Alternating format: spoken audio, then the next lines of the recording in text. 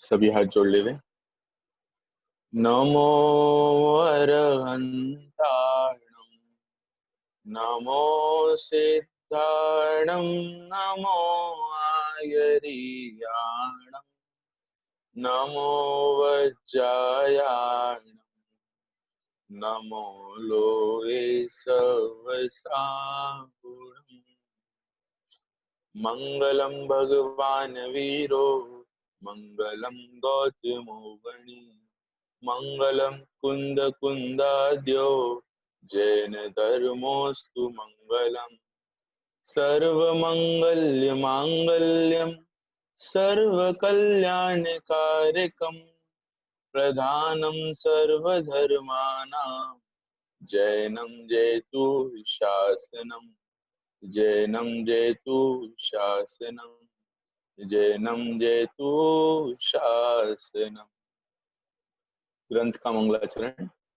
मोक्ष मार्गस्य नेतारं वेतारं कर्म भूततां ज्ञातारं विश्वतत्त्वानां वन्दे तद्गुणलब्धये वन्दे तद्गुणलब्धये। जो मोक्ष मार्ग के नेता हैं, कर्म रूपी पर्वतों के भेदता हैं और जो विश्व तत्वों के ज्ञाता हैं, ऐसे गुण जिनने प्रकट किए हैं, उन गुणों के धारी उन भगवंतों को, जिनेंद्र भगवंतों को मेरा नमस्कार हो। ऐसे ही गुण मुझे भी प्रकट हो, उसके उपाय स्वरूप इस तत्वार सूत्र मोक्ष शास्त्र का स्वाध्याय और अध्ययन हम कर रहे हैं, जिसमें हमारी चर्चा प्रारंभिक कुछ सूत्रों की हुई है, जिसमें सुखी होने का उपाय स्वरूप सम्यक दर्शनादि जीवादि के उपाय बताए हैं कि जीव सुखी कैसे हो सकता है, तो मोक्ष में जाके हो सकता है। मोक्ष कैसे प्रकट हो कि तो मोक्ष मार्ग से हो। मोक्ष मार्ग की कैसे प्राप्ति हो, तो सम्यक दर्शनादि से। सम्यक दर्शन कैसे प्राप्त हो, तो तत्वार्थ के श्रद्धान से। तत्वार्थ क्या है? तत्वार्थ की उत्पत्ति, सम्यक दर्शन की उत्पत्ति कैसे हो, तो निसर्गज अधिगमज से। तत्वार्थ किसको कहते हैं, तो जीवादि जो सात हैं उनके नाम और उसका उल्लेख अपन ने किया था। ठीक है, ये सब बता दिया। अब इसको प्राप्त कैसे करें, लोक व्यवहार में इनका प्रचलन कैसे है, तो चार उपाय लोक व्यवहार के लिए बता दिए। नाम, स्थापना, द्रव्य, भाव, संन्यास।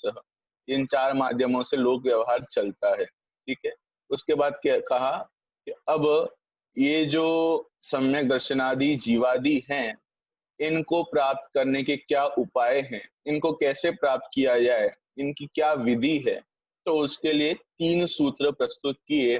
और उन तीनों सूत्रों में ऐसा कहे ना कि जो छोटे बालक होते हैं ना, play group, junior KG, senior KG, उनके लिए अलग पाठ्यक्रम होता है, उनके लिए अलग सिलेबस होता है। उनको तो ABCD और वो एकदम संक्षिप्त में बहुत पढ़ाते हैं ना, बहुत सरलता से, बहुत उनका सिलेबस अलग होता है। और कोई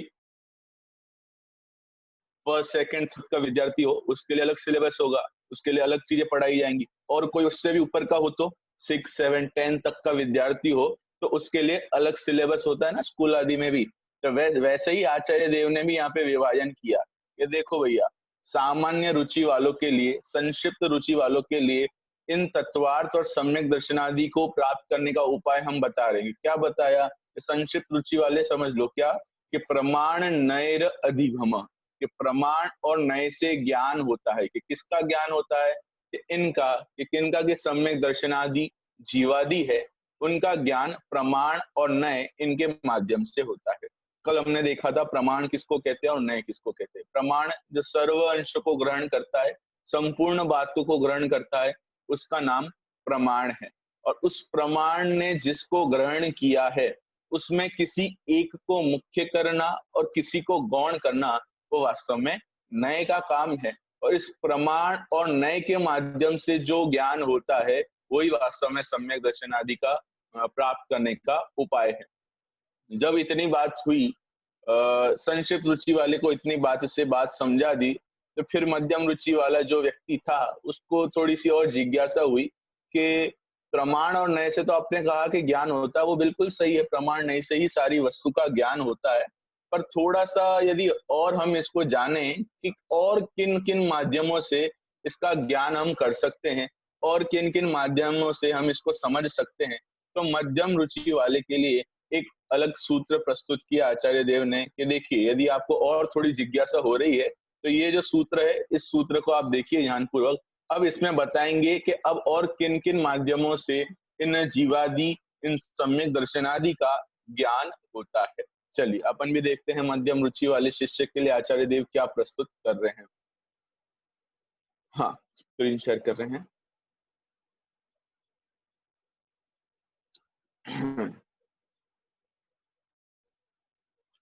चलिए, इससे पूर्व की चर्चा हो गई थी अपनी, अब यहाँ से चर्चा अपन प्रारंभ कर रहे हैं।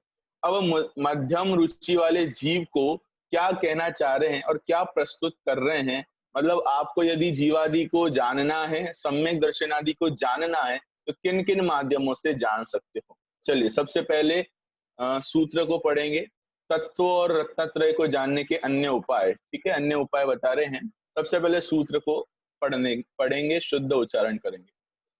निर्देश स्वामित्व साधनाधिकरण स्थिति विधानतः, है ना, थोड़ा सा तोड़ तोड़ के आप पढ़ोगे तो पढ़ने में आपको आसानी होगी।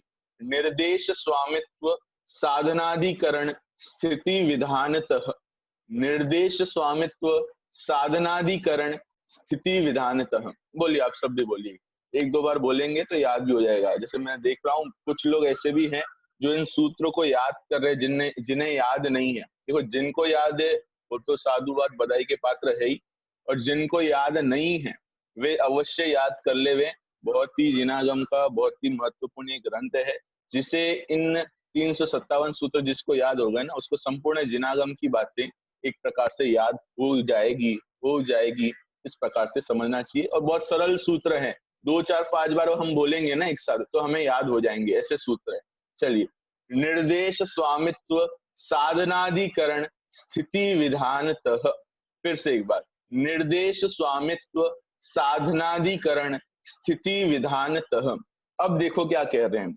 अब जैसे पहले सम्यक दर्शन और जीवादि को प्रकट करने या फिर जानने के उपाय बताए थे कि प्रमाण और नए के माध्यम से इनको जान सकते हैं।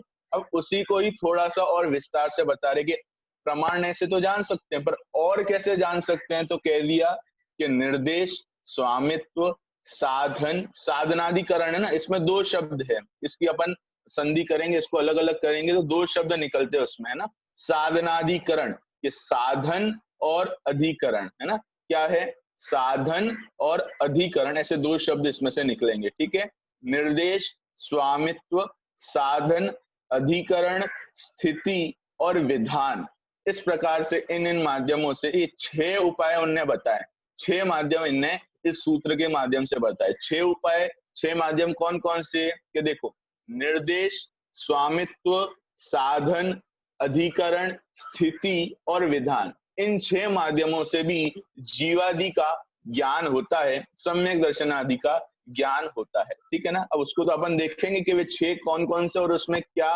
ख्याल में आ रहा है और उसको कैसे जानने में आता है, उसको तो अभी अपन देखेंगे। पहले तो ये सूत्र याद कर लो, और ये 6 जो साधन, ये जो 6 नाम बतलाए ना कि इनके माध्यम से हमें ज्ञान होगा, वे कौन कौन से वो याद कर लो। ठीक है, फिर से एक बार पुनः सूत्र बोलते हैं। सूत्र बोलोगे तो 6 नाम तो अपने आप आपको याद हो ही जाएंगे, है ना। कोई भी एक चीज आपको याद करनी है, या तो आप नाम याद कर लो या तो सूत्र याद कर लो, कोई भी एक याद करोगे तो दोनों याद हो जाएंगे आपको। ठीक है, निर्देश स्वामित्व साधनाधिकरण स्थिति विधानतः, निर्देश स्वामित्व साधनाधिकरण स्थिति विधानतः। ठीक है, 6 नाम कौन कौन से हैं, कि निर्देश स्वामित्व साधन अधिकरण स्थिति और विधानतः, मतलब विधान, ये 6 हैं, इनके माध्यम से ज्ञान होता है। ठीक है, निर्देश स्वामित्व साधन अधिकरण स्थिति और विधान, इन 6 अनुयोगों मतलब विधियों के माध्यम से, इन 6 माध्यमों से, इन 6 के द्वारा तत्वों और रत्नत्रय का ज्ञान या व्यवहार होता है। मतलब ये 6 उपाय है, और केवल जीवादि और इनका ही नहीं, प्रत्येक वस्तु, प्रत्येक चीज का ज्ञान इन 6 के माध्यम से होता ही होता है ना। हर एक वस्तु पर हम इसको घटित भी कर सकते हैं। अब ये 6 क्या है, इनको संक्षेप में अपन समझते हैं। इन 6 का क्या स्वरूप है। सबसे पहला क्या है, कि निर्देश, है ना। सबसे पहला का क्या नाम है, कि निर्देश। निर्देश किसको कहना, कि किसी भी वस्तु के स्वरूप का कथन मात्र करना, वो होता है निर्देश। मतलब उसके बारे में बहुत कुछ नहीं कहना। जैसे मोबाइल है, अब इस मोबाइल को आपने क्या कहा कि ये मोबाइल है, तो अब इसमें क्या किया आपने, निर्देश किया। निर्देश मतलब खाली कथन किया, केवल बोला कि ये मोबाइल है। अब इसमें आपने पीएचडी नहीं की कि कौन सा कंपनी का है ना, कितने जीबी का ये है और वो है ना, कैमरा कैसा है, ये है ना, उसके अंदर आप नहीं गए, उसकी गहराई में, उसके स्पेसिफिकेशन में आप नहीं गए। अभी तो आपने केवल उसका निर्देश किया कि ये मोबाइल है, तो वो हो गया निर्देश। मतलब किसी भी वस्तु का कथन मात्र करना वो है निर्देश। जैसे ये टेबल है, तो ये टेबल है इतना कह देना, ये निर्देश। अब क्या क्या उसमें ये रंग की है, ये लकड़ी की है, ये इसकी है कि उसकी है, ये उससे और आगे की बात हो गई। निर्देश में तो केवल ये मोबाइल है, ये टेबल है, ये घड़ी है, ये घर है, ऐसा कथन मात्र करना, ये हो गया निर्देश। ठीक है, चलिए दूसरा, स्वामित्व। दूसरा क्या नाम है कि स्वामित्व नाम है दूसरा। अब दूसरे का क्या अर्थ है स्वामित्व, मतलब कि स्वामी। प्रत्येक वस्तु का कोई ना कोई स्वामी होता है, कोई ना कोई उसका आधार, मतलब कहेंगे कोई ना कोई उसका स्वामी, मालिक होता है। मालिक को बोलचाल की भाषा में स्वामित्व मतलब उसका कोई ना कोई मालिक, उसका कोई ना कोई अधिकारी होता है। वस्तु का अधिकारीपन, जैसे अभी इतनी बात आप समझ लो, इसको अपन उदाहरण से भी घटाएंगे तो उससे आपको और ये विषय वस्तु और ख्याल में आ जाएगी। अभी तो इतना समझो, स्वामित्व मतलब कि जो वस्तु है वो वस्तु किसकी है, अच्छा उसका मालिक कौन है, उसका अधिकारी कौन है। जैसे ये घर है, इस घर का मालिक कौन है, कि इस घर का जो मुखिया होगा वो इस घर का मालिक होगा, उसके नाम पे ये घर होगा। तो इस घर का स्वामी कौन है, स्वामित्व किसके हाथ में है, कि उस मुखिया के हाथ में। ठीक है ना। ये मोबाइल है, तो ये मोबाइल किसका है, कि ये मोबाइल वस्तु का, इसका अधिकारी कौन है, कि इसका अधिकारी जिसका भी है वो है उसका अधिकारी। ठीक है ना। इसको और अपन घटित करेंगे, अभी तो सामान्य सामान्य परिभाषा आप समझो इसकी, है ना। तीसरा नंबर देखो, साधन। तीसरा नंबर क्या है, साधन। निर्देश, स्वामित्व, अब साधन। साधन मतलब कि किस कारण से इसकी उत्पत्ति हुई है, इसकी उत्पत्ति का कारण क्या है, ये क्यों उत्पन्न हुआ है। ये जो भी वस्तु है, प्रत्येक वस्तु के उत्पत्ति का कारण क्या है, अथवा किसके संयोग से ये उत्पन्न हुआ है, उसका साधन क्या है, वो कहलाता है साधन। ठीक है। अधिकरण। अधिकरण मतलब आधार। ये जो वस्तु है वो किसके आधार से टिकी हुई है। प्रत्येक वस्तु किसी ना किसी आधार से टिकी हुई होती है। प्रत्येक वस्तु, ये टेबल है, ये टेबल जमीन के आधार पर है, जमीन जमीन किसी और चीज के आधार पर है, मोबाइल टेबल के आधार पर है। प्रत्येक वस्तु किसी ना किसी आधार से टिका हुआ होता है, तो वो कहलाता है अधिकरण, वो होता है आधार। ठीक है। स्थिति। स्थिति मतलब होता है टाइम से रिलेटेड, है ना, काल की मर्यादा से रिलेटेड होता है, कि प्रत्येक वस्तु की कोई ना कोई काल की मर्यादा होती है।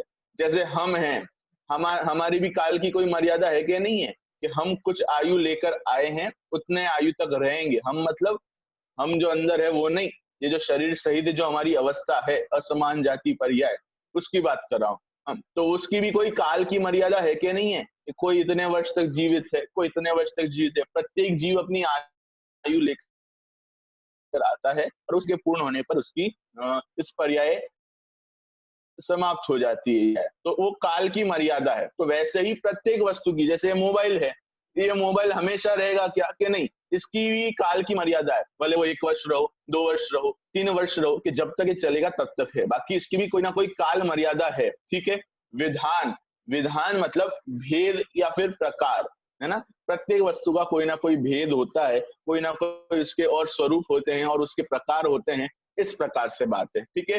तो प्रत्येक वस्तु को जानने के ये 6 माध्यम आचार्य देव हमको बतला रहे, कि इन 6 माध्यमों से आप जानोगे तो आपको उस वस्तु के बारे में विशेष खुलासा होगा, अथवा विशेष जानने में आएगा। ठीक है। तो 6 चीजें कौन कौन सी हैं, निर्देश, स्वामित्व, साधन, अधिकरण और स्थिति और विधान। ठीक है। बहुत कठिन मत समझना, बहुत सरल है, इसको अभी उदाहरण से अपन घटाएंगे ना तो बहुत सरल हो जाएगा। ठीक है। देखो समझ में आ गई बात को। प्रत्येक वस्तु को जानने के लिए 6 कारण होते हैं, या फिर 6 उपाय बताए हैं, कि इन इन माध्यमों से यदि आप वस्तु को जानोगे तो उस वस्तु को जानने में आपको बहुत सरलता होगी और उस वस्तु को आप बहुत अच्छे से जान पाओगे। ठीक है। तो 6 कौन कौन से हैं, कि निर्देश, स्वामित्व, साधन। मैं इसलिए बार बार दोहरा रहा हूं ताकि आपको यही याद हो जाए, है ना, ये याद हो जानी चाहिए बातें। निर्देश, स्वामित्व, साधन, अधिकरण, स्थिति और विधान। ठीक है, संक्षिप्त में कहूँ तो निर्देश मतलब कि जिस वस्तु के बारे में हम बात, उसका केवल कथन मात्र, उसको कहना मात्र, वो हो गया निर्देश। उस वस्तु का स्वामी मालिक कौन है, अधिकारी कौन है, वो हो गया स्वामित्व। साधन, ये वस्तु किसके कारण उत्पन्न हुआ है या किन के संयोग से उत्पन्न हुआ है, वो है साधन। अधिकरण, ये वस्तु किसके आधार से है, वो हो गया अधिकरण। स्थिति, ये कितने काल तक रहेगा, ये काल की मर्यादा से रिलेटेड जो बात होगी वो स्थिति में आएगी।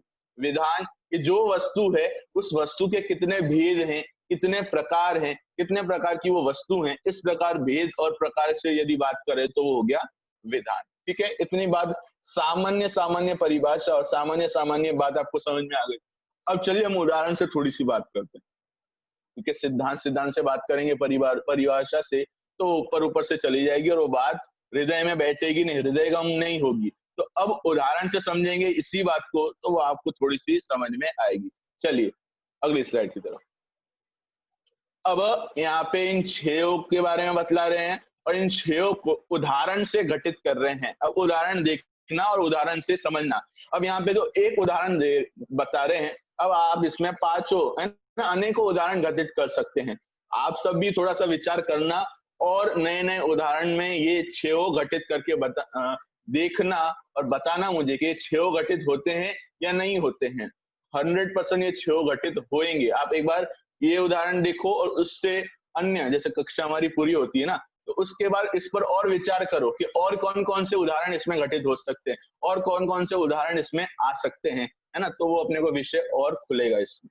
चलिए निर्देश सबसे पहले अब उदाहरण से बता रहे। निर्देश के निर्देश में क्या होता है कि वस्तु का नाम मात्र कथन, वस्तु के स्वरूप या नाम के कथन का निर्देश कहते हैं। ठीक है ना, तो निर्देश मतलब वस्तु का नाम मात्र कथन।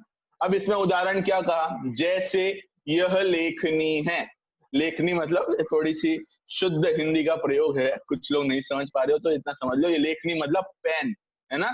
ये लेखनी है, लेखनी मतलब पेन है। ठीक है, हम पेन का प्रयोग करते हैं तो हमने कह दिया कि निर्देश कर दिया क्या कि ये पेन है, बस इतना निर्देश कर दिया। तो वो क्या हो गया, निर्देश हो गया कि जो वस्तु है, जिस वस्तु की हम बात कर रहे हैं उसका हमने केवल नाम कहा, भी क्या कहा, अभी और कुछ भी नहीं कहा। ये कौन से कलर का है, लाल है ना, ब्लू है, ये कौन सा है ना, ये कुछ भी नहीं कहा। ये कौन से कंपनी का है ना, इसमें कितने टाइम तक ये चलता है, इस पे इंक कितनी देर तक चल सकती है, ऐसी हमने कोई बात अभी नहीं की। अभी तो हमने केवल इतना कहा कि ये जो है ये लेखनी है, अर्थात ये पेन है। तो ये किस में आ गया कि ये पहले नंबर निर्देश के वस्तु का नाम मात्र कथन करना, वो निर्देश है। ठीक है, चलिए अगला स्वामित्व। हमने स्वामित्व क्या देखा था, स्वामित्व किसको कहते हैं, कि स्वामित्व का मतलब कि इस वस्तु का अधिकारी कौन है, इस वस्तु का स्वामी मालिक कौन है, उसको स्वामित्व कहते हैं। तो अब क्या कह रहे हैं कि ये जो लेखनी है ना, ये लेखनी राम की है। लेखनी ये पेन राम की है। ठीक है, राम की, आप अपना नाम लगा लेना कि ये लेखनी मेरी है, अथवा जो भी आपका नाम है वो आप यहाँ पर लगा सकते हैं। तो अब क्या हो गया कि स्वामित्व, ये जो पेन है ना, ये पेन राम की है, इसलिए कह रहे हैं कि स्वामित्व। क्यों, क्योंकि इस पेन का मालिक कौन है, इस पेन का अधिकारी कहें, इस पेन का कौन है वास्तव में असली मालिक, तो कौन है कि राम है, क्योंकि उसका पेन है, उसकी लेखनी है। ठीक है, सरल है। अब आगे साधन।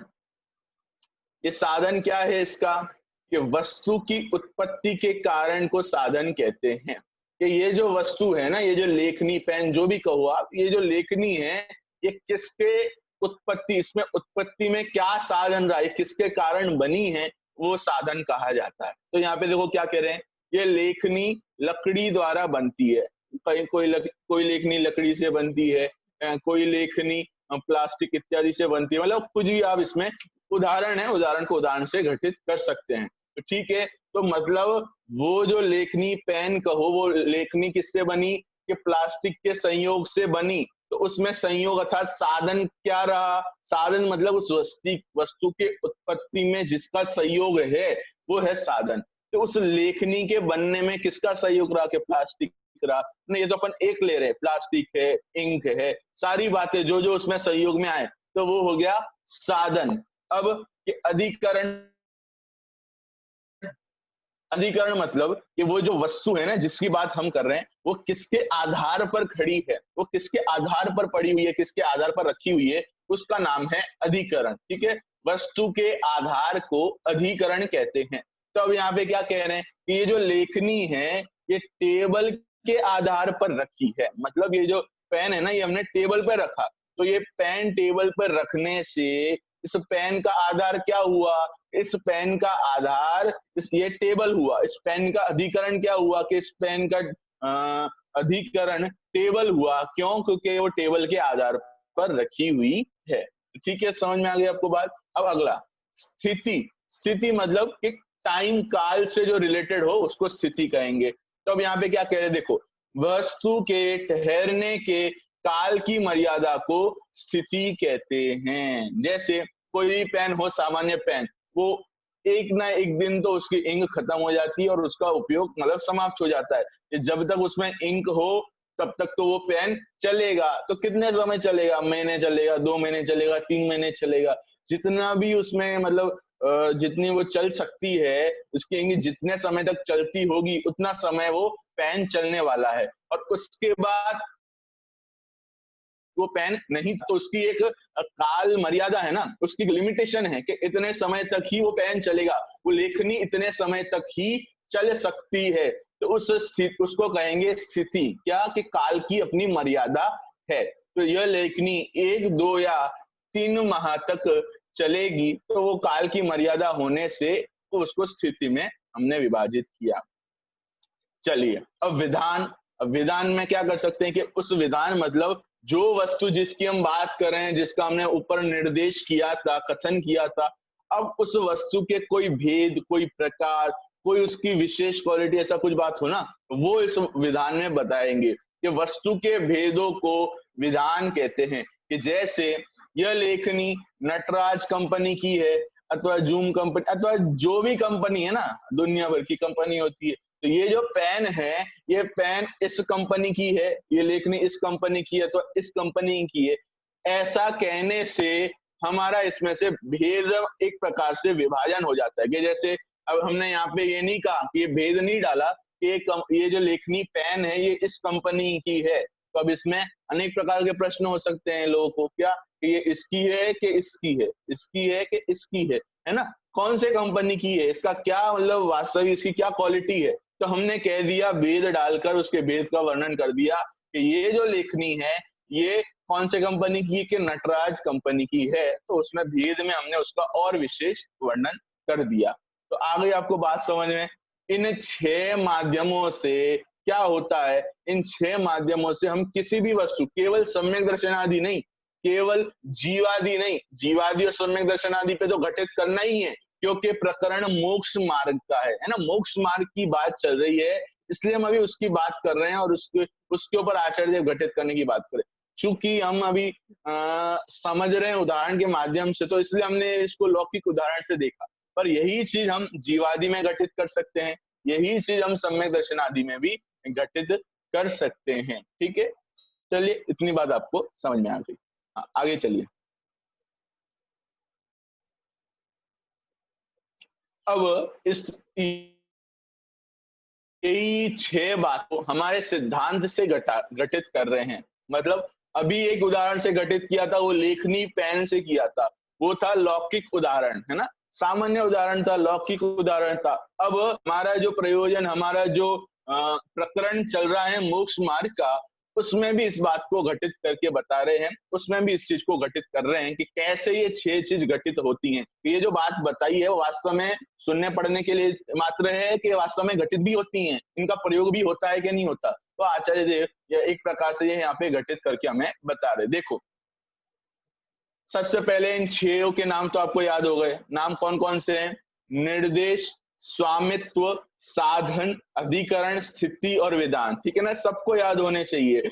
निर्देश, स्वामित्व, साधन, अधिकरण, स्थिति और विधान, ये 6 नाम है, बराबर।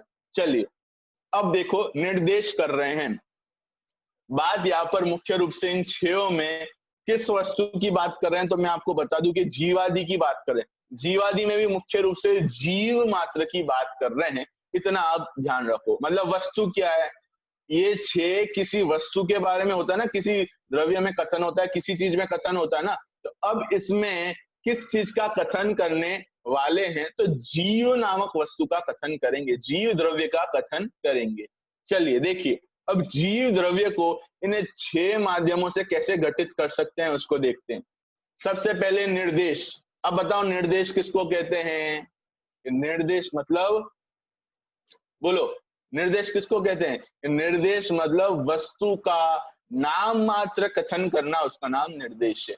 अब वस्तु क्या है कि जीव द्रव्य। अब जीव द्रव्य का नाम मात्र कथन करने के लिए उनने जीव की एक बहुत ही सरल परिभाषा, बहुत ही उपयोगी और बहुत ही प्रसिद्ध परिभाषा यहाँ पे बता दी, कि निर्देश कर दिया।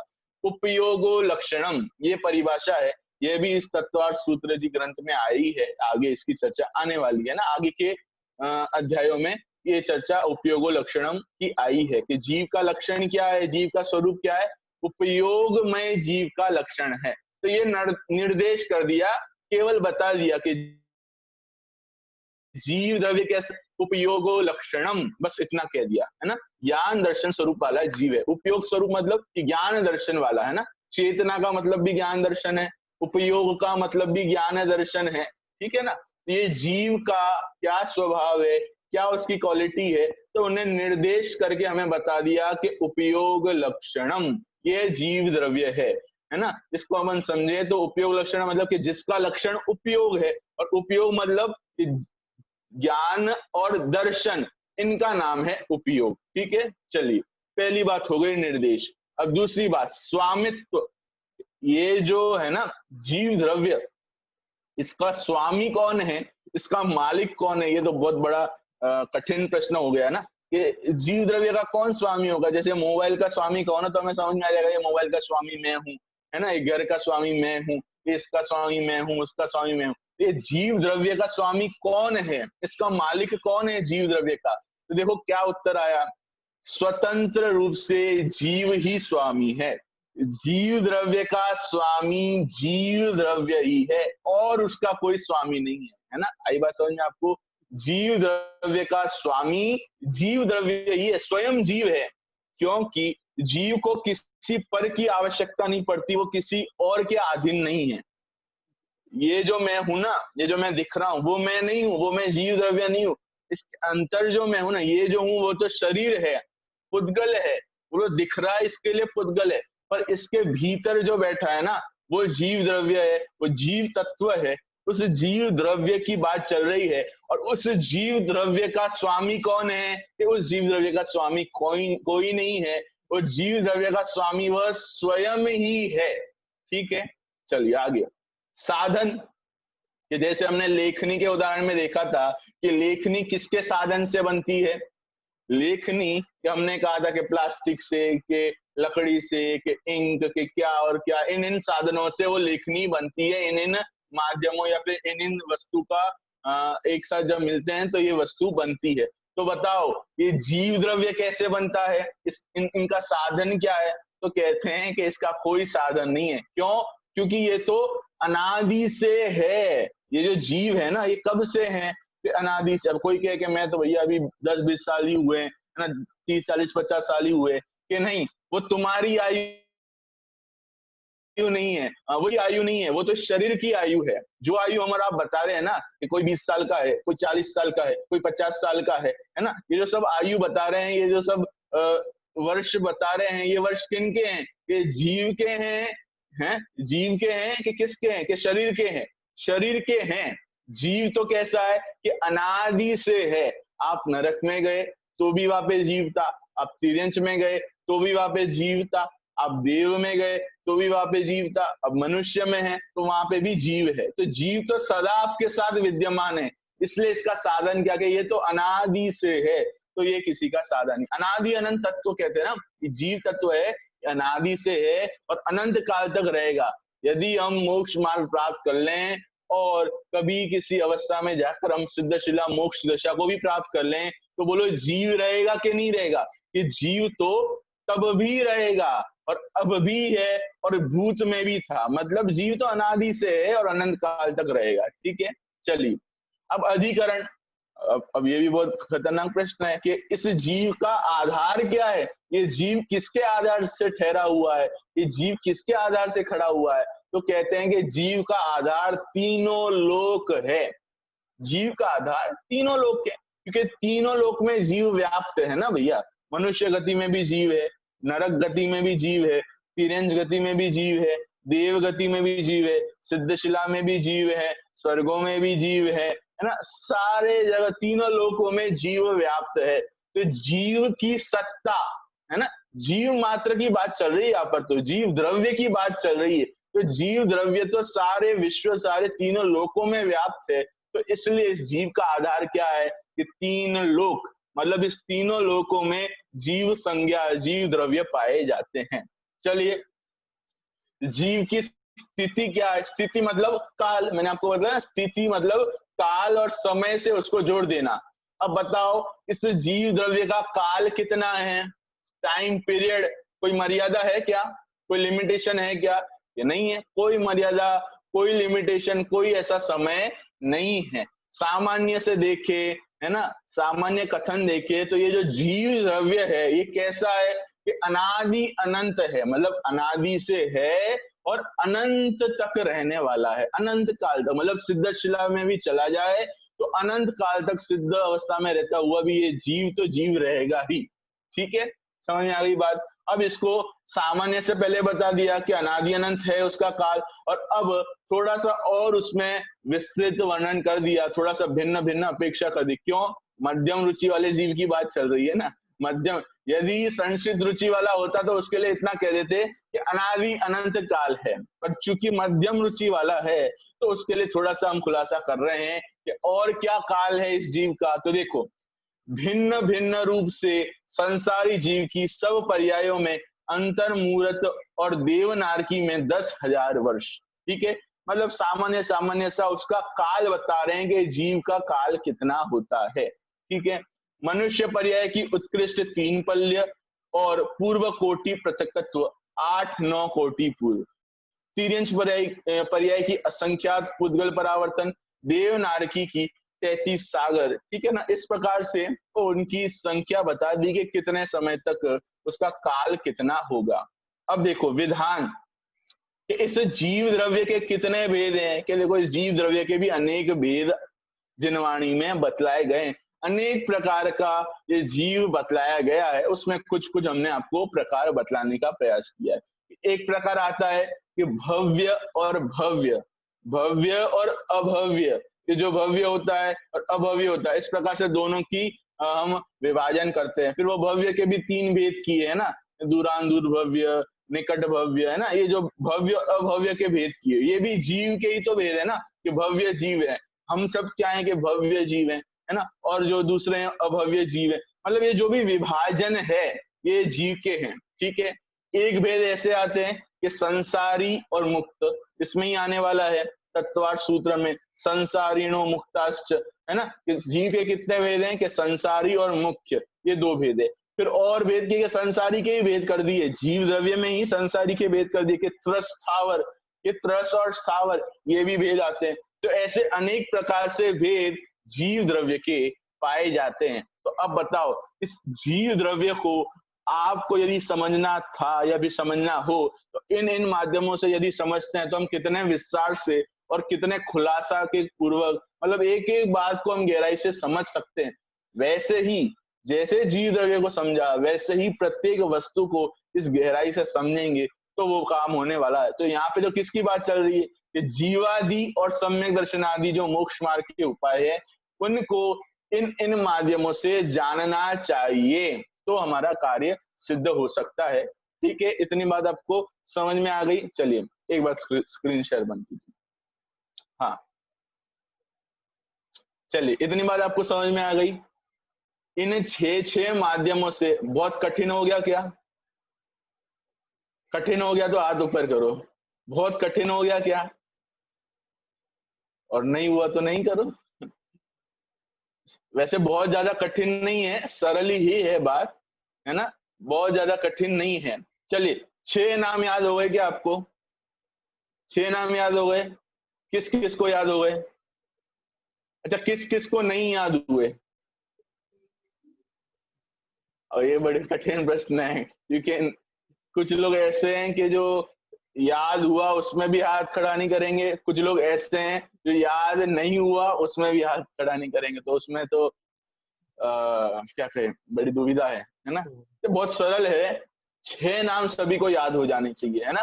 प्रत्येक वस्तु को समझने के, जानने के ये 6 माध्यम हो सकते हैं, है ना। इन 6 माध्यमों से हम जान सकते हैं। चलिए कौन कौन से हैं, हम सब साथ में मिलकर बोलते हैं, ठीक है। पहला कौन सा? तिथि। पहला कौन सा? पहला कौन सा? निर्देश। दूसरा कौन सा? स्वामित्व। तीसरा कौन सा? साधन। चौथा कौन सा? अधिकरण। पांचवा कौन सा? पांचवा कौन सा? पांचवा?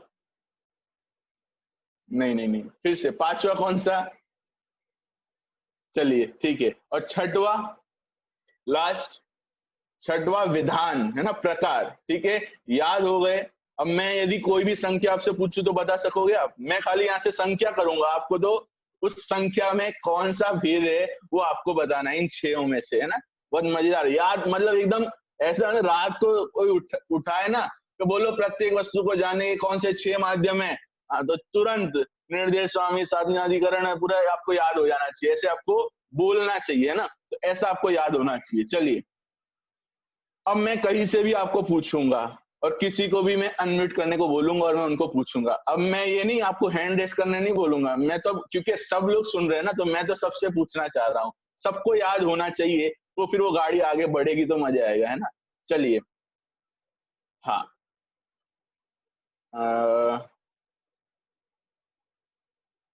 किसको ये स्वर्णिम मौका दिया जाए? हाँ, राजू जी सोगानी भिवंडी जी, उनको अनम्यूट कीजिए। चलिए ठीक है। हाँ बोलिए। चलिए 6, अभी हमने समझा था कि 6 माध्यमों से किसी भी वस्तु का ज्ञान होता है। वे 6 माध्यम कौन कौन से हैं उसकी संक्षिप्त जानकारी आपके माध्यम से यहाँ पे सब लोग प्राप्त करने वाले हैं। चलिए सबसे पहले आप 6 नाम बता दो। निर्देश, स्वामित्व, साधन, अधिकरण, स्थिति, विधान। बहुत बढ़िया, ठीक है। पुनः एक बार बोलेंगे आप, फिर से एक बार। निर्देश, स्वामित्व, साधन, अधिकरण, स्थिति और विधान। स्थिति विधान का, बहुत बढ़िया, बहुत अच्छे से आपको याद हो गया। चलिए एक दो बातें और आपसे पूछता हूँ केवल। अधिकरण किसको कहते हैं? साधन, अधिकरण, अधिकरण, अधिकरण, अधिकरण, जैसे इसमें 6 नाम में से आया ना, निर्देश, स्वामित्व, साधन और अधिकरण, जो चौथे नंबर का है। अधिकरण का मतलब क्या है? साधन, साधन तो दूसरा हो गया, साधन तो तीसरे नंबर का हो गया। मैं तो ये पूछ रहा हूँ चौथे नंबर का जो है अधिकरण, उसका क्या मतलब है?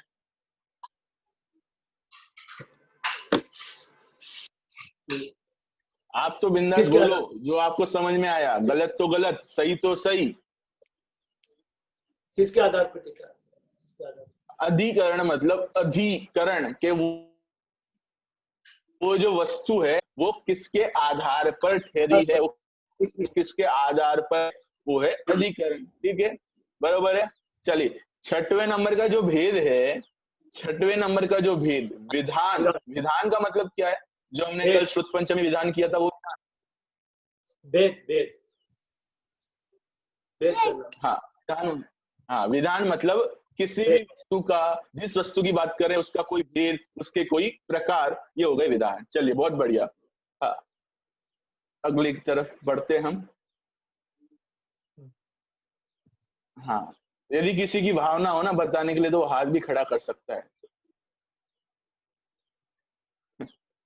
चलिए मैं कुछ नए चेहरे देखना चाह रहा हूं।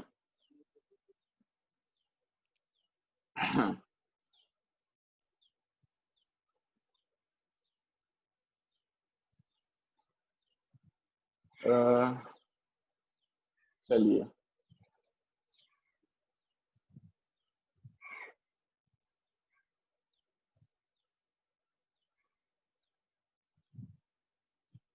हाँ, पारस जैन जो छोटा बालक है, मैं आपको अनम्यूट कर रहे हैं, आप बताओ।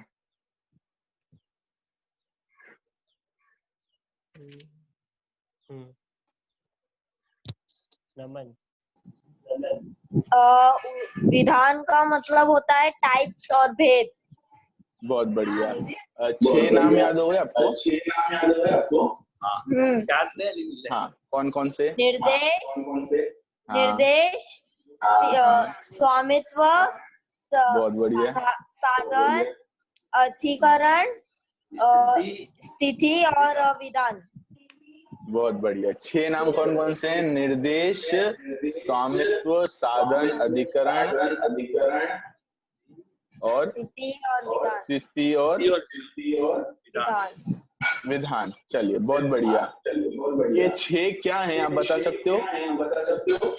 ये 6 किसी वस्तु को जानने के प्रकार है। मतलब बहुत किसी बढ़िया। वस्तु को जानना है तो उसको ये इससे करेंगे तो उसको आप संपूर्ण तरीके से जान पाओगे। बहुत बढ़िया। इन 6 माध्यमों से किसी भी वस्तु को जाना जा सकता है। चलिए बहुत बढ़िया। सभी को लगभग मैं समझ रहा हूँ याद हो गए। यदि नहीं याद हुए तो आप याद कर लेना, बहुत सरल है, ठीक है। 6 माध्यम है, इन 6 माध्यमों से किसी भी वस्तु का ज्ञान हमें होता है। जैसे हमने एक उदाहरण देखा था लेखनी का, पेन का, वैसे ही कोई एक व्यक्ति मुझे किसी और उदाहरण पर घटित करके बता सकता है?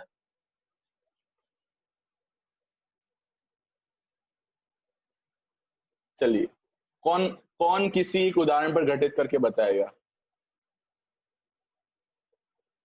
ये जो 6 माध्यम हैं, इन 6 माध्यमों को एक उदाहरण पे घटित करना है। यदि उदाहरण पर आपने घटित कर दिया ना, तो मैं समझूंगा आपको समझ में आ गई बात। देखिए, प्रयोग करने में आना चाहिए ना हमको वो चीजों को। जब तक प्रयोग में नहीं आएंगी तब तक हमने नहीं समझा। चलिए, कौन बताएगा? रेज हैंड कीजिए।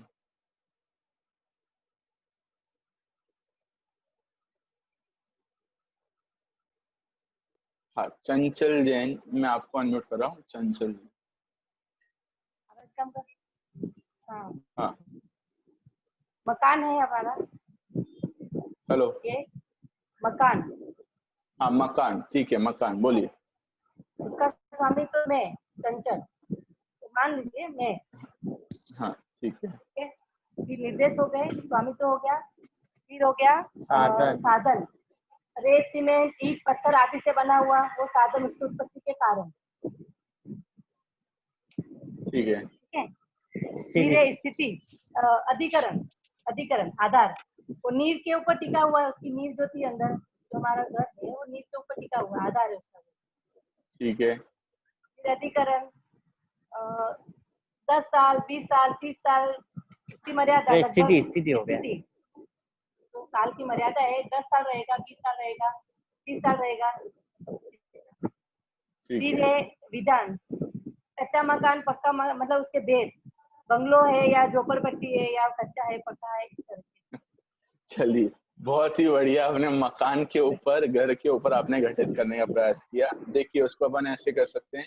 निर्देश, निर्देश क्या हुआ कि ये घर है, ये मकान है, ये केवल हमने नाम मात्र उसका कथन कर दिया। दूसरा नंबर क्या है? निर्देश स्वामित्व, कि इसका मालिक कौन है, इसका स्वामी कौन है, कि जिसका घर है वो उसका मालिक है, वो उसका स्वामी है, ठीक है।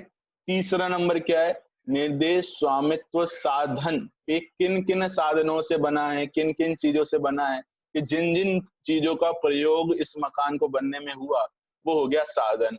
अधिकरण, कि किसके आधार से टिका हुआ है, कि नींव मतलब वो जो धरती, वो पृथ्वी है ना जिस पर ये मकान खड़ा हुआ है, वो उसका आधार है, ठीक है। ये हो गया अधिकरण। अब उसके बाद उसकी स्थिति, कि कब तक रहेगा, कि जब तक उसका अस्तित्व है, 10 साल कहो, 20 साल कहो, 40 साल कहो, 50 साल कहो, है ना। मकान तो ऐसी चीज है नहीं कि जो साल 2 साल की चीज हो, है ना, वो तो लंबे समय तक चलती है। तो जितने भी समय उसकी जो काल की मर्यादा है, वो हो गई उसकी स्थिति। और उसके जो विधान है, विधान मतलब अब इसमें विधान में क्या भेद डालेंगे अपन?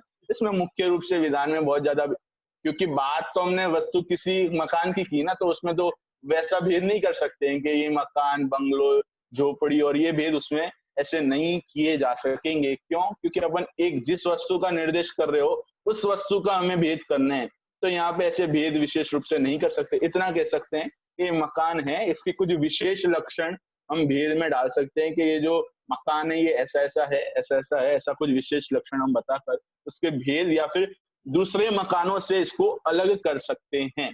ऐसा, तो इस प्रकार से बहुत बढ़िया उदाहरण आपने दिया, बहुत सुंदर। ठीक है, चलिए एक और उदाहरण कौन बताएगा?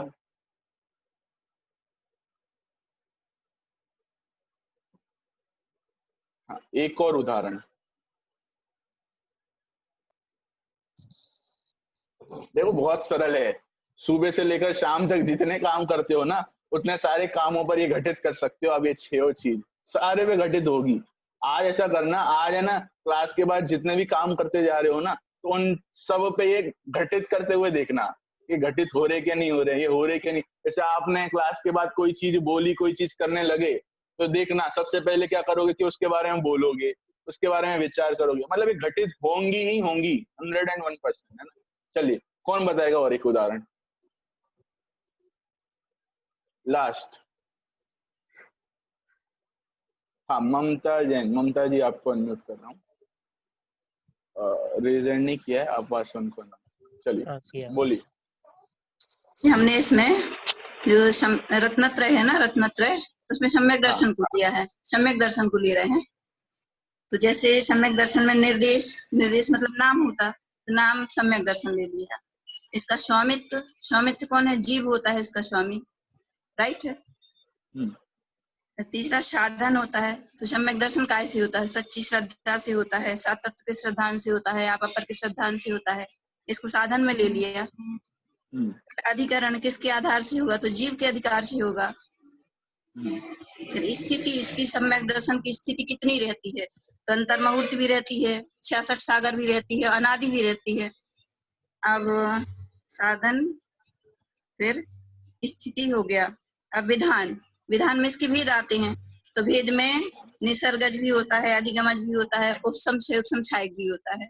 इस हिसाब से सम्यक दर्शन को घटाया। चलिए बहुत बढ़िया। बस जो प्रकरण जिसका चल रहा है आपने उस पर घटित करके बताया। ये जो सम्यक दर्शन पे अपन ने जो घटाया बिल्कुल सही है, पर इसको बहुत बहुआयामी हम दृष्टि से देख सकते हैं। सम्यक दर्शनों पर अनेक अनेक बातों से घटित हो सकता है। जैसे आपने कुछ कुछ बातें बताई कि नाम मात्र कथन कर दिया, निर्देश, उसमें तो कोई आपत्ति नहीं कि हमने सम्यक दर्शन कह दिया, ठीक है। दूसरी बात, सम्यक दर्शन के बाद, निर्देश के बाद, कि उसका स्वामी, किसको स्वामी मतलब उसका मालिक कौन है, कि किसको ये सम्यक दर्शन होगा, ये जीव को होगा, ठीक है, वो भी बिल्कुल सही है, स्वामी। तीसरा नंबर क्या है कि साधन, किस किस कारणों से सम्यक दर्शन होगा। तो अब इसके कारणों की लिस्ट बहुत बड़ी है ना, बहुत कारण हो सकते हैं ना, अनेकों कारण हो सकते हैं कि जिनके माध्यम से सम्यक दर्शन हो सकता है ना। देव शास्त्र गुरु की श्रद्धा भी हो सकती है, स्वयं की श्रद्धा भी हो सकती है, स्वयं मतलब जीव मात्र की श्रद्धा से भी सम्यक दर्शन हो सकता है, आपापर के श्रद्धान से भी सम्यक दर्शन होता है ना। अनेक प्रकार की बातें, जिन बिंब को देखने से भी सम्यक दर्शन हो जाता है, उसकी श्रद्धा से भी सम्यक दर्शन हो जाता है, मानस्तंभ को देखने से भी सम्यक दर्शन देखा जाता है। मतलब उसकी लिस्ट बहुत बड़ी है, हम उसको एक दो में घटित नहीं कर सकते, ठीक है, ये भी बिल्कुल सही है। उसके बाद अधिकरण, साधन और अधिकरण, ये सम्यक दर्शन किसके आधार से है? अधिकरण आधार, ये सम्यक दर्शन किसके आधार से है? तो सम्यक दर्शन का आधार एकमात्र है कि श्रद्धा। किसकी श्रद्धा? श्रद्धा आधार है। क्यों? सम्यक दर्शन मतलब क्या, कि श्रद्धा होना वो सम्यक दर्शन है ना। किसकी श्रद्धा होना? कि वास्तव में देव शास्त्र गुरु की श्रद्धा होना, जीवादि की श्रद्धा होना, है ना, इन सब की श्रद्धा होना, उसका नाम है सम्यक दर्शन। उसके बाद काल, अब इसमें काल में भी अनेक भेद है, काल के भी अनेक भेद है सम्यक दर्शन के लिए। क्यों? क्योंकि अब देखो वर्तमान में हमको कौन सा सम्यक दर्शन हो सकता है, वो भी एक प्रकरण है, तो वो उसके अनुसार देखें तो कितने काल तक रह सकता है। और ऐसा भी होता है कि सम्यक दर्शन हो गया और फिर से वो छूट भी जाता है ना, फिर छूट कर फिर भी प्रकट होता है, तो उसके अंतर्मुहूर्त भी कह सकते हैं काल, और भी हम अनेक भेद उसके कर सकते हैं। अच्छा, सम्यक दर्शन कितने प्रकार का है? विधान, विधान में भेद होता है ना, कितने प्रकार का सम्यक दर्शन है?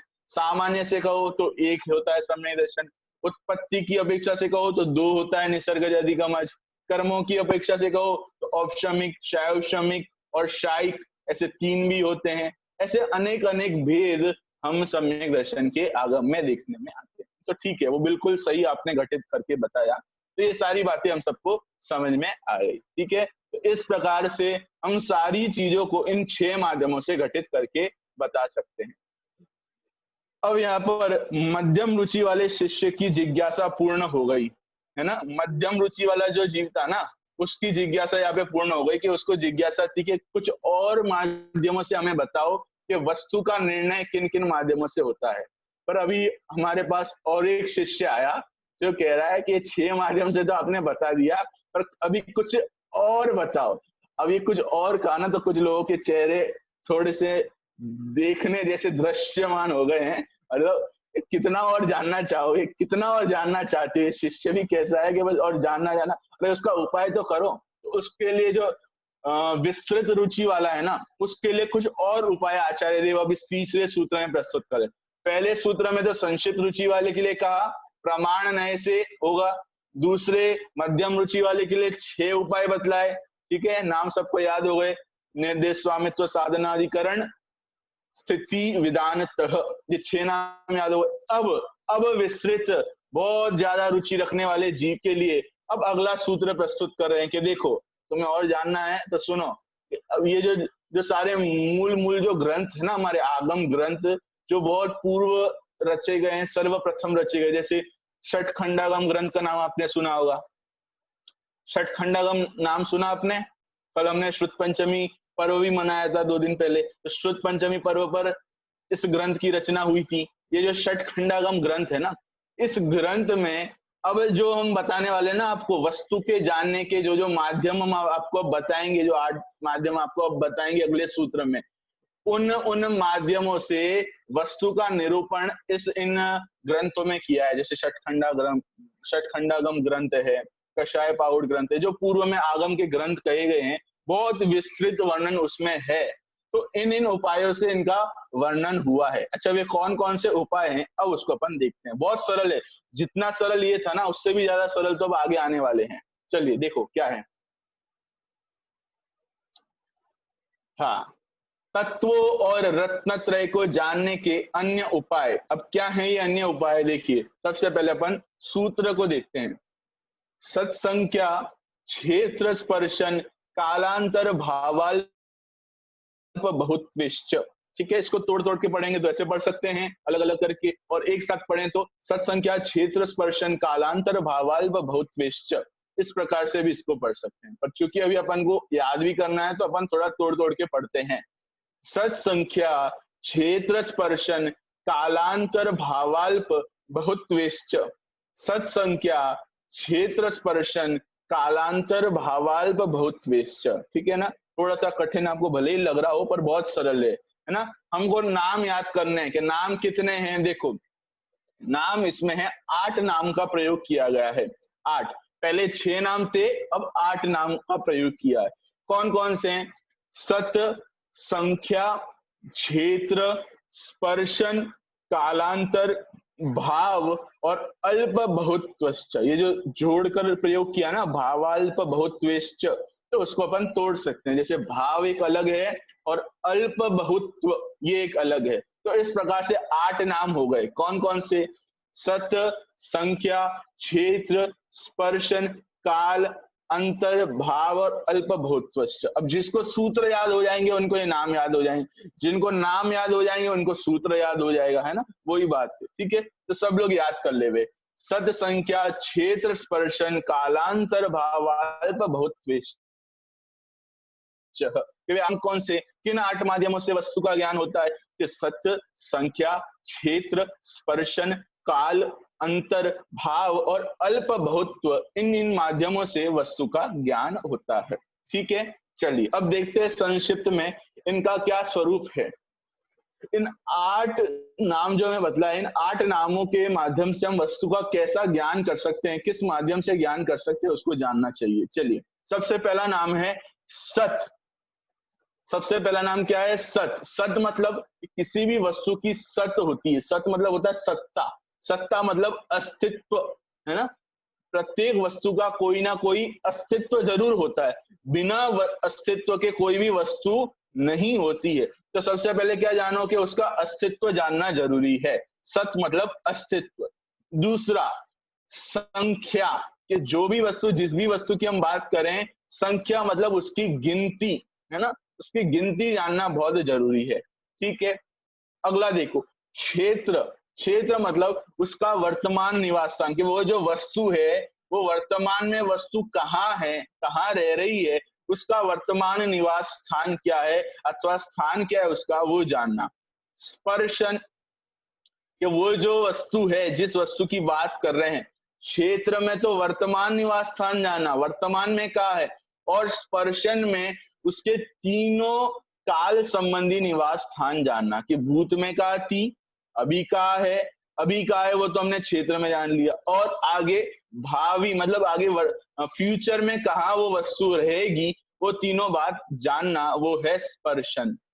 काल, काल मतलब वही समय की मर्यादा, टाइम पीरियड की मर्यादा, रहने ठहरने की मर्यादा। अंतर, अंतर मतलब विरह काल, कि वो वस्तु इतने इतने समय तक रहेगी, वो तो है काल, है ना। और अंतर मतलब कि इतने इतने समय तक नहीं रहेगी। जैसे कोई दुकान है, दुकान के खुलने का और उसके दिन भर का टाइम क्या है, उसके चलने का टाइम क्या, कि किसी दुकान का समय है सुबह 9 से लेकर रात को 9 बजे तक का समय है, तो वो तो हो गया काल में आ गया, उसकी मर्यादा कि ये दुकान है इतने बजे से इतने बजे तक चलती है। अब उसका अंतर क्या, कि वो दुकान रात को 9 बजे से लेकर सुबह 10 बजे तक बंद रहेगी, वो उसका विरह काल है, वो उसका अंतर है। मतलब इस समय में आपको कुछ उस दुकान से रिलेटेड कोई चीज आपको नहीं मिल सकती। ठीक है ना। चलिए आगे देखो भाव। भाव मतलब अवस्था, परिणाम विशेष। भाव कहते हैं ना कि इसके भाव क्या है, इसके पीछे छुपे हुए भाव क्या है। भाव मतलब उस वस्तु के संदर्भ में क्या विशेष परिणाम है, वो है भाव। और अल्प बहुत्व, अल्प मतलब होता है कि थोड़ा, बहुत्व मतलब होता है कि ज्यादा, मतलब थोड़ा और बहुत, है ना, थोड़ा भी ज्ञान होना और बहुत भी ज्ञान होना। इस प्रकार से प्रत्येक वस्तु के संदर्भ में यदि विस्तृत जानकारी चाहिए आपको, बहुत गहराई से किसी वस्तु को जानना हो, तो इन 8 माध्यमों से हम जान सकते हैं। ठीक है, इतनी बात आपको सामान्य आ गई। अब इसको भी उदाहरण से अपन घटित करेंगे बहुत सरलता से। अभी तो केवल इसका सामान्य निर्देश, सामान्य स्वरूप आप समझ लो। पहले तो 8 नाम कौन कौन से? सत, संख्या, क्षेत्र, स्पर्शन, काल, अंतर, भाव और अल्प बहुत्व, ये 8 नाम है। सत मतलब किसी भी वस्तु का, जिस वस्तु की बात चल रही है उसका अस्तित्व होना। संख्या मतलब उसकी कितनी गिनती है, उसकी कितनी संख्या है वो। क्षेत्र मतलब उसका वर्तमान निवास, वो वस्तु कहाँ है अभी वर्तमान। स्पर्शन मतलब उस वस्तु के तीनों कालों संबंधी निवास स्थान। काल मतलब उसकी ठहरने की, उसकी मर्यादा, उसका समय पीरियड। अंतर मतलब उसका विरह काल, कि वो वस्तु किस समय पे नहीं मिलेगी। भाव अवस्था मतलब उसका परिणाम विशेष। अल्प बहुत मतलब थोड़ा और बहुत। इस प्रकार से ये 8 हैं। ठीक है, चलिए देखिए अर्थ देखिए। सत, संख्या, क्षेत्र, स्पर्शन, काल, अंतर, भाव और अल्प बहुत्व, इन 8 अनुयोगों, अनुयोगों मतलब इन 8 विधियों के माध्यम से द्वारा भी तत्वों और रत्नत्रयों का ज्ञान या लोक व्यवहार होता है। चलिए अब देखो उदाहरण से समझा रहे हैं। देखिए आगे, हाँ, अब फिर से पुनः जीव द्रव्य पर घटित कर रहे हैं, जीव के ऊपर इसको प्रयोग कर रहे हैं, कैसे ये घटित हो सकता है। देखिए सबसे पहले हम जिसके ऊपर घटित कर रहे हैं उनमें से 8 में पहला नंबर क्या है कि सत। सत मतलब उसकी सत्ता देखनी है, उसका अस्तित्व देखना है। तो सत मतलब कि जीव, जीव की अस्तित्व है क्या नहीं है क्या? हाँ बिल्कुल है, जीव का अस्तित्व होना, वो जीव है।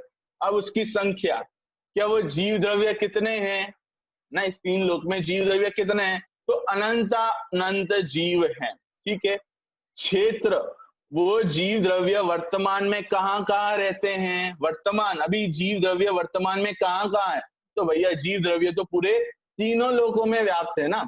सिद्धशिला में भी जीव है, स्वर्गों में भी जीव है, नीचे आओ मध्य लोक में भी जीव है, और नीचे आओ अधोलोक में भी जीव है, निगोद में भी जीव है। सारे पूरे तीनों लोकों में जीव तो विद्यमान है ही। तो मतलब क्षेत्र मतलब वर्तमान निवास स्थान, और वर्तमान निवास स्थान मतलब पूरे तीनों लोक में जीव है। अच्छा, स्पर्शन मतलब वो जो जीव द्रव्य है ना, उसके भूत, वर्तमान और भावी, इनका स्थान क्या है कि वो तो जीव तो वर्तमान में भी, भूत में भी और भविष्य में भी तीनों लोकों में व्याप्त है, इसलिए उसका स्पर्शन भी तीन लोक है।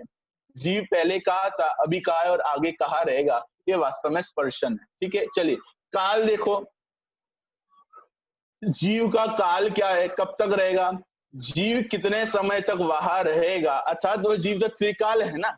जीव तो, क्योंकि जीव द्रव्य की बात चल रही है, तो जीव तो त्रिकाल है, अनादि अनंत है, अनादि से है, ना किसी ने उसको बनाया है, ना कोई इसको विनाश कर सकता, ऐसा वो जीव है। तो जीव कैसा है, त्रिकाल है, अनादि अनंत है। अच्छा, अंतर कभी ऐसा है कि वो नहीं प्राप्त होता हो, कि देखो जीव दूसरी पर्याय ग्रहण करे और वर्तमान पर्याय छोड़े, उसके बीच का समय, हालांकि वो समय भी वास्तव में कोई बहुत मुख्य नहीं है, तो इस प्रकार से अंतर तो बहुत कुछ ज्यादा घटित नहीं हो सकता। अच्छा, उस जीव के भाव, उस जीव के कैसे कैसे भाव होते हैं, कैसे कैसे उसके परिणाम होते हैं, उसके बारे में विचार करें तो कि देखो, भाव के बारे में मैंने बता दिया कि 5 प्रकार के भाव होते हैं, जो आप सबको और हम सबको याद भी हैं। कौन कौन से, औपशमिक, शायिक, शायोपशमिक, औदैहिक और पारिणामिक भाव। हर एक जीव इन 4 भावों रूप, इन 5 भावों में से ही किन्हीं भाव को धारण किए होते हैं। या तो कोई औदैहिक भाव में फंसा होता है, कोई औपशमिक भाव में फंसा होता है, तो कोई शायिक, तो कोई शायोपशमिक, कोई पारिणामिक, है ना। इन भावों में ही सब रहते हैं, इन भाव परिणाम विशेष में ही सब होते हैं। अल्प बहुत्व क्या है कि सबसे कम मतलब थोड़ा और बहुत, अल्प मतलब थोड़ा और बहुत्व मतलब बहुत।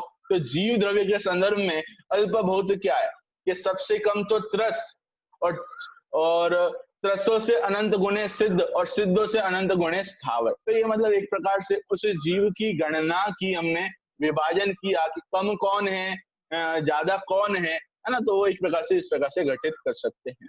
चलिए ठीक है, समझ में आ गई आपको बात। इस प्रकार से जीव द्रव्य पे ये 8 चीज घटित करके हमें बताई है, ये 8 बातें हमें घटित करके बताई है। इस प्रकार से विशेष रुचि वाले जीवों को, विशेष जिज्ञासा वाले जीवों को इस प्रकार से प्रत्येक वस्तु का इन 8 माध्यमों से ज्ञान करना चाहिए, और उनको 8 माध्यमों से ज्ञान हो तो हमारा काम हो जाएगा। अब इतना प्रकरण हो गया ना, इतने प्रकरण में अब बहुत लोगों को समस्या ये हो रही है कि आप तो कहते हो कि प्रमाण नए से भी जानो, आप कहते हो कि 6 माध्यमों से भी जानो, आप कहते हो कि 8 माध्यमों से भी जानो। तो जाने किससे, तो बड़ी समस्या है। इसको जाने तो ये इधर थोड़ी गड़बड़ी हो जाती है, इसको जाने तो उधर गड़बड़ी हो जाती है।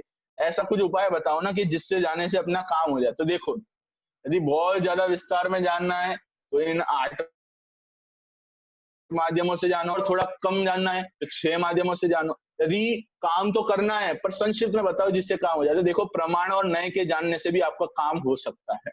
जो पहला उपाय बताया ना, प्रमाण नयर अधिगम, कि प्रमाण नए से जानोगे, वस्तु का सर्व ज्ञान करोगे प्रमाण नए से, तो भी तुम्हें सम्यक दर्शन और जीवादि का यथार्थ ज्ञान संभव है। और वो प्रमाण कैसा है, वो कितने प्रकार का है, उसके क्या भेद हैं, उसके कितने प्रकार है, अब उसका वर्णन आगे आने वाले सूत्रों में आएगा कि वो प्रमाण क्या है, सम्यक ज्ञान है कि नहीं है, उसके कितने भेद है, परोक्ष प्रत्यक्ष, और वो कितने कितने प्रकार के होते हैं, उनका क्या स्वरूप है।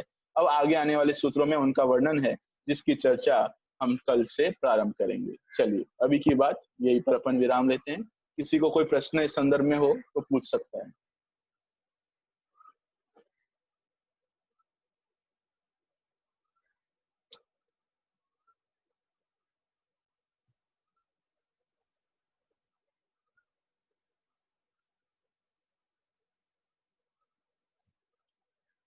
एक रेज हैंड दिख रहा है मेरे को, अनुराधा जी, सन्मति संस्कार, आपको अनम्यूट कर रहे हैं, आप बोलिए। बेटे, आपने अल्प बहुत में सबसे कम त्रस बताया और सबसे अधिक, हाँ, सबसे कम आपने त्रस बताया अल्प बहुत में, और सबसे अधिक, सबसे अधिक अल्प बहुत की बात करें ना, अल्प बहुत जी जी अल्प बहुत्व में दो प्रकार से इसमें कथन किया। देखो फिर से एक बार फिर से स्क्रीन शेयर करना, मैं आपको बता देता हूँ फिर से। जी उसमें हाँ देखो फिर से देखो, पुनः वो बात को अपन फिर से समझ लेते हैं तो अस्पष्ट नहीं रहना चाहिए। जी हाँ देखो ध्यान से, अल्प बहुत्व यहाँ पे आया है, सबसे कम त्रस, त्रसों से अनंत गुणे सिद्ध, और सिद्ध से अनंत गुणे स्थावर। यहाँ पे 3 बात बतला दी यहाँ पे, है ना। ये कथन विशेष नहीं जाना, संक्षिप्त कथन जानना। इसमें ये जानना आप, सबसे कम है त्रस जीव, ठीक है। त्रस जीव आप समझ गए ना, त्रस जीव, त्रस जीव समझते आप, त्रस जीव क्या होते हैं? हाँ हाँ हाँ 2 इंद्री से ठीक है 5 त्रस इंद्री जीव, तक। हाँ जी ठीक है बिल्कुल, त्रस जीव हो गए, वो सबसे कम है ना। त्रस जीव की प्राप्ति बहुत कम है, हाँ जैसे 2 इंद्री है, 3 इंद्री है, 4 इंद्री है, पंचेंद्री भी त्रस में आ गए, है ना। 5 इंद्री। पंचेंद्री हाँ है, यहाँ तक की सारी हाँ गणना है, वो त्रस है, तो त्रस की संख्या तो हाँ सबसे कम है। उस त्रस से कम है। अनंत हाँ गुणे हैं सिद्ध, कि जितने त्रस हैं उससे अनंत गुणे हाँ सिद्ध है, और उस सिद्धों से अनंत गुणे हैं हाँ बराबर। स्थावर। स्थावर मतलब जो एक केंद्रीय अवस्था है, निगोद की अवस्था है ना, वनस्पति का इत्यादि जो है ना, ये 5 कायिक की जो अवस्था है, ये जो सारी स्थावर है, तो उनकी जो अवस्था है वो हाँ सबसे ज्यादा है। तो स्थावर की संख्या ज्यादा है, त्रस की संख्या कम है, इतना आप समझ लो, ठीक है। तो चलो, और किसी को कोई प्रश्न?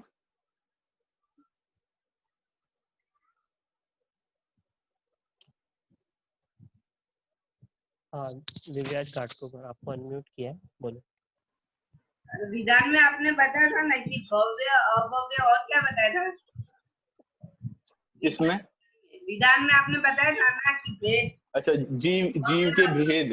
हाँ जीव के भेद में सबसे पहले 2 भेद किए उसके, भव्य और अभव्य, ठीक है। भव्य के और फिर उसमें भेद होते हैं, एक निकट भव्य होता है, एक दूरान दूर, ठीक है। 3 भेद होता है, उस 3 भेद उसके आते हैं, एक निकट भव्य, भव्य और एक दूरान दूर। दूरान दुर्भव्य, ये 3 भेद आते हैं, और अभव्य के कोई भेद नहीं होते, बस यही बात यहाँ पर। तो भी बताया था ना उसने। मतलब जीव के अनेक प्रकार के भेद होते हैं, एक तो भव्य अभव्य भी भेद बताए जाते हैं, संसारीण मुक्त भी भेद बताए जाते हैं, त्रस स्थावर भी जीव के भेद बताए जाते हैं, ऐसा। चलिए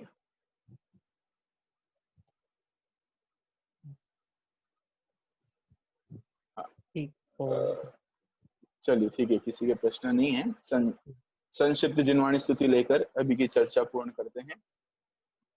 निज निधि निज में बताई, यह अनंत उपकार है, उसके लिए जिनवाणी माँ को वंदना शत बार है, वंदना शत बार है।